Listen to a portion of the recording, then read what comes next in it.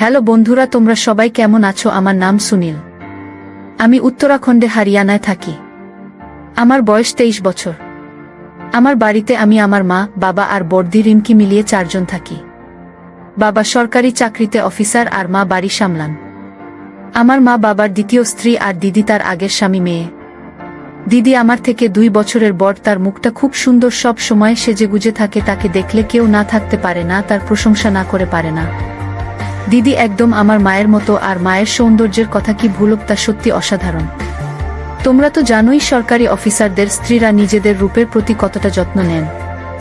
আমি অনেকবার দেখেছি মা আর বাবা একসঙ্গে বিশেষ মুহূর্ত কাটাচ্ছেন। মা এখনো বাবার সঙ্গে বিশেষ সময় কাটান।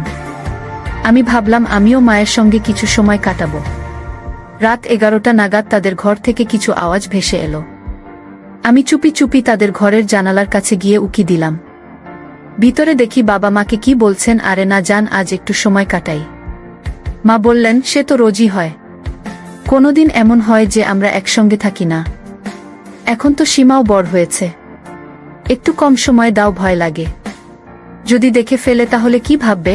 বাবা বললেন, কি ভাববে, ওকেও তো একদিন এসব বুঝতে হবে, ও এখন বড় হয়েছে, ওর কথা ছাড়ো এখন। আজ এই বলে বাবা মাকে জড়িয়ে ধরলেন, দুজনে কাছাকাছি এলেন। আমি এটা দেখে অবাক হয়ে গেলাম। বাবাকে খুব শক্তিশালী লাগছিল। তারপর মায়ের গলা শুনে আমি আবার তাদের দিকে তাকালাম। বাবা একটা তেল বার করলেন আর দুজনে একসঙ্গে সময় কাটাতে শুরু করলেন। ঘরে হালকা আওয়াজ ছড়িয়ে পড়ল। মা মিষ্টি গলায় বলছিলেন, আমার রাজা, এবার থামো। 20 মিনিট পর সব শান্ত হয়ে গেল। এবার আমি খুব উচ্ছ্বাসিত হয়ে উঠলাম। ভাবলাম আমিও মায়ের সঙ্গে কিছু সময় কাটাবো। তারপর কান পেতে শুনলাম বাবা মায়ের সঙ্গে সীমার কথা বলছেন। বাবা বললেন, ও খুব ভালো, মন চায় ওর সঙ্গেও মিশি। মা হেসে বললেন, তাহলে তোমাকে কে আটকাচ্ছি, মেশো, ও তো দেখুক তার বাবার ভালোবাসা কেমন। বাবা বললেন, কিন্তু কিভাবে করব? মা বললেন, তুমি বললে আমি কিছু ভাবতে পারি। আমি এটা শুনে হতভম্ব হয়ে গেলাম। বাবা বললেন, আচ্ছা বলো তাহলে কি করবে?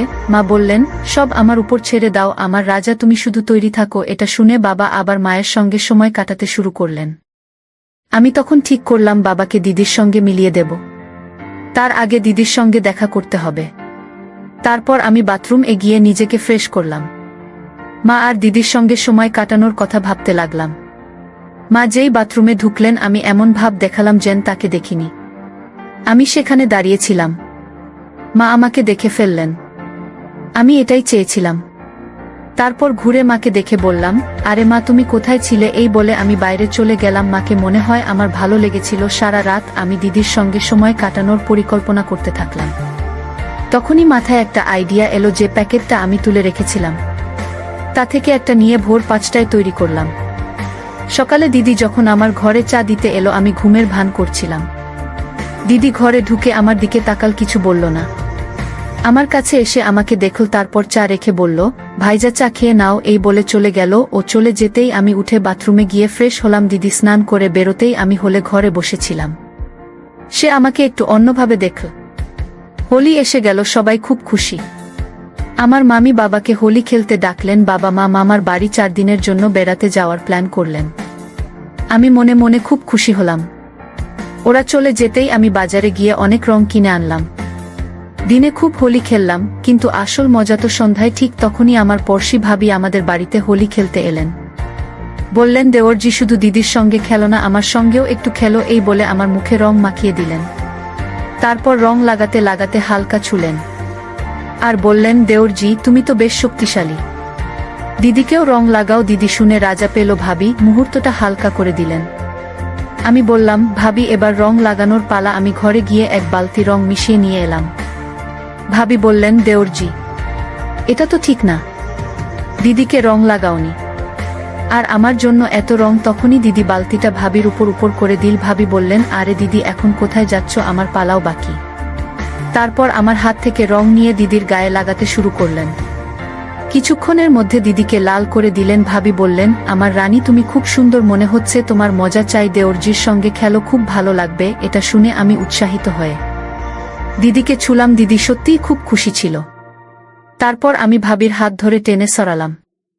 দিদি বলল, ভাইজা ওকে ধরো। আমি ভাবিকে বাটিতে ফেলে ধরলাম। দিদি ঘরে গিয়ে অনেক সবুজ রং নিয়ে এলো, বলল, ওকে ধরে রাখো ভাইজা, আজ ওকে সবুজ করে দেব। দিদি কারো রং মেখে ভাবিকে রঙিন করে দিল। ভাবি খুব খুশি হয়ে বললেন, আমাদের দুজনের হয়ে গেল, কিন্তু ভাইজা তো বেঁচে গেল। তখনই আমাকে মাটিতে ফেলে দিলেন। আমি জানি বুঝে প্রতিবাদ করলাম না, শুধু বলতে থাকলাম, আরে ভাবি থামো। ভাবি বললেন, আমাকে সব জায়গা রং মাখিয়ে দিয়ে নিজে বাঁচতে চাইছো? এই বলে দিদিকে আমার গায়ে রং লাগাতে বললেন। দিদি আমার মুখে রং মাখালো। ভাবি বললেন, আরে দিদি আরো রং লাগাও। দিদি বলল, আমার লজ্জা করছে। ভাবি বললেন, তাহলে ধরো আমি লাগিয়ে দিচ্ছি। দিদি আমাকে ধরল আর ভাবি আমাকে পুরো রঙে ভরিয়ে দিলেন। বললেন, দেখো দিদি তোমার ভাই কত মজা পাচ্ছে, এবার খেলো, কেউ একটু মজা দাও। ভাবি আরো রং মাখালেন। দিদি দেখে লজ্জা পেল। তারপর ভাবি হোলি খেলে চলে গেলেন। এখন আমার শুধু দিদির সঙ্গে সময় কাটানো বাকি, যার জন্য আমি সকাল থেকে অপেক্ষা করছিলাম। আমি গোসল করতে গেলাম আর সুযোগ পেয়ে দিদিকে ডাকলাম। দিদি বলল, কি হলো? আমি বললাম, পিঠটা একটু পরিষ্কার করে দাও, অনেক রং লেগে আছে। দিদি আমার পিঠের রং তুলতে লাগলো। আমি বললাম, ভাবি তো খুব গাঢ় রং মাখিয়েছে, সহজে যাবে না।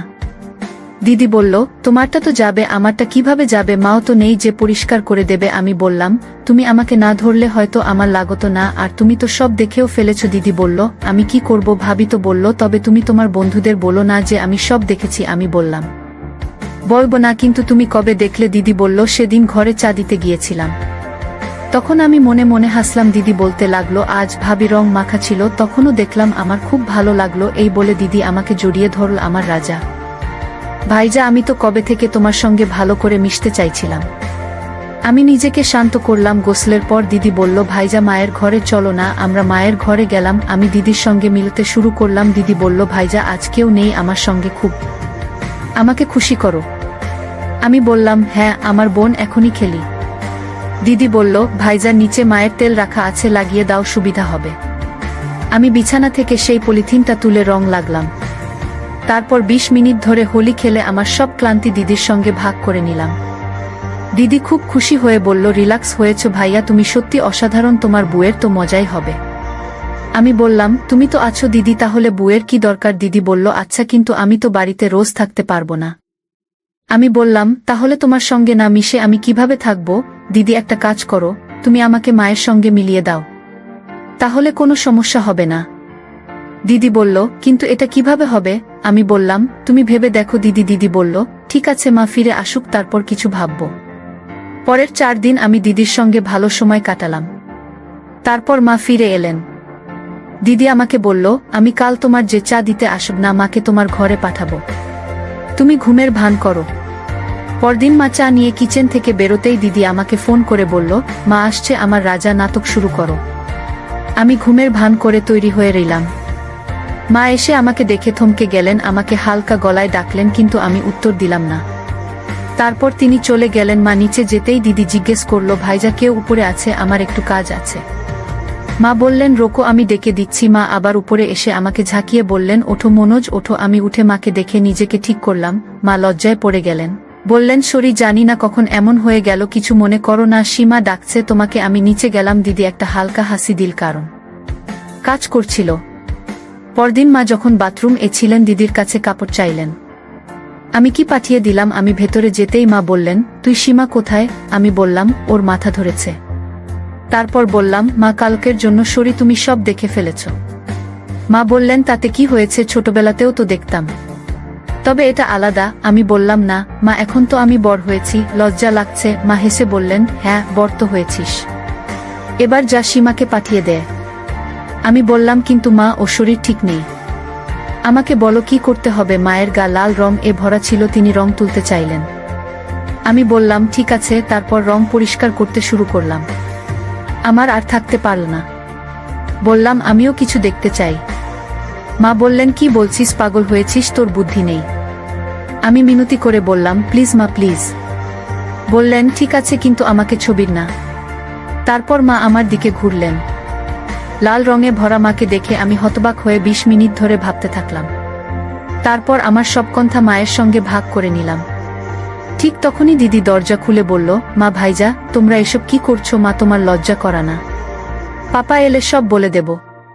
মা দিদিকে দেখে ঘাবড়ে গেলেন, ক্ষমা চাইতে লাগলেন। দিদি বলল, ঠিক আছে, মাফ করব। একটা শর্তে মা বললেন। কি শর্ত? দিদি বলল, আমাকেও ভাইয়ার সঙ্গে সময় চাই। তুমি একা দুজনের সঙ্গে সময় কাটাচ্ছ, আর আমি একজনকেও পাচ্ছি না। মা তৎক্ষণাৎ রাজি হয়ে গেলেন। আমি তখনই দিদিকে জড়িয়ে ধরলাম। আমার সব খুশি দিদির সঙ্গে ভাগ করে নিলাম।